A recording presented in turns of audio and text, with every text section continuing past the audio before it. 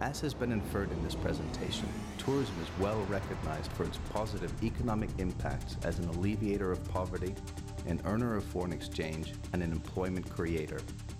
However, the story about tourism is not always positive. The industry does come at a potential cost to the environment and culture of a destination.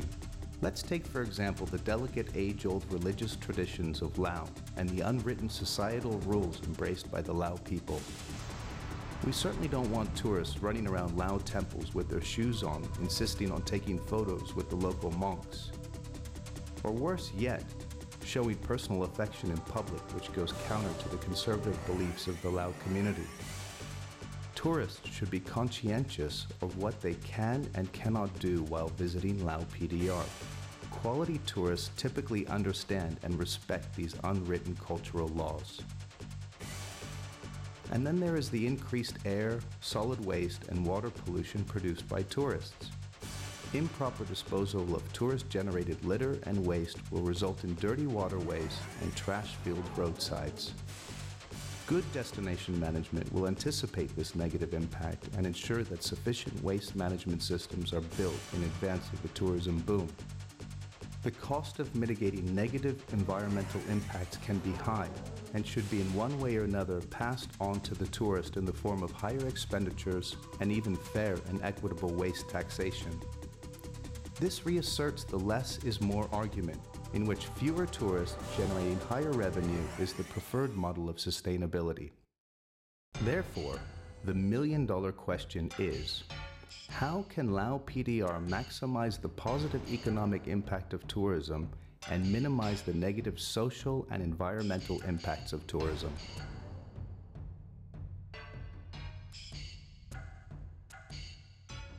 The smart destination will try to reap the greatest economic impact from its international visitors by increasing their daily expenditure and average length of stay. The last thing it will do is use arrival numbers only as a benchmark of success.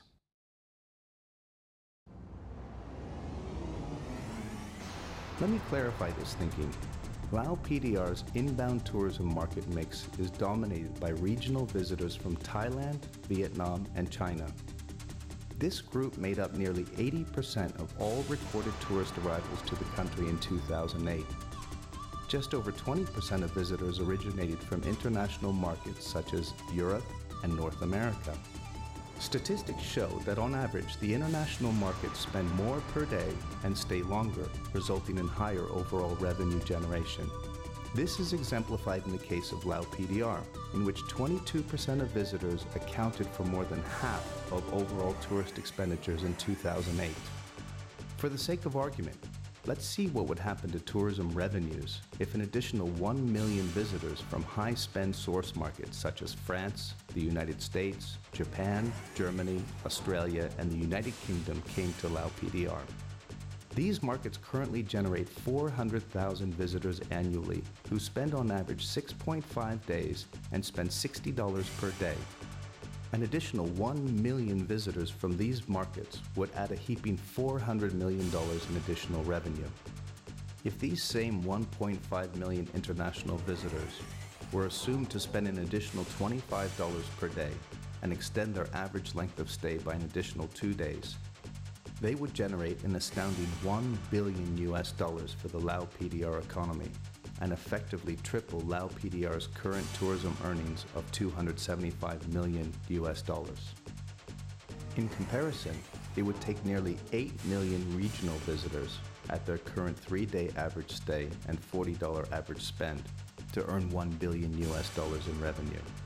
It goes without saying that the negative environmental and cultural impacts of this number of tourists would far outweigh the economic benefits in this scenario. So the message remains clear. Focusing on fewer tourists spending more money is one means of safeguarding against the looming threats of tourism. Less is indeed often more. So how does LAO PDR attract these high-end visitors and ensure their expectations are met? Authenticity in the tourism product is a key ingredient in alluring these visitors. They want to experience unique cultures and pristine sceneries, that are often difficult to find in this increasingly globalized world. This is the unique selling point of LAO PDR. It is relatively untouched when compared to other global tourist destinations. Certainly branding campaigns such as Simply Beautiful conjure ideas of idyllic destination imagery and can help to lure consumer attention to Laos as a tourism destination. But even more importantly, satisfied tourists will broadcast through social media their satisfaction or dissatisfaction with the destination. Another factor is good planning in human resources that will ensure a sustainable supply of skilled people to meet the higher expectations and demands of the discerning traveler. Here is how a select group of tourism experts sees the situation.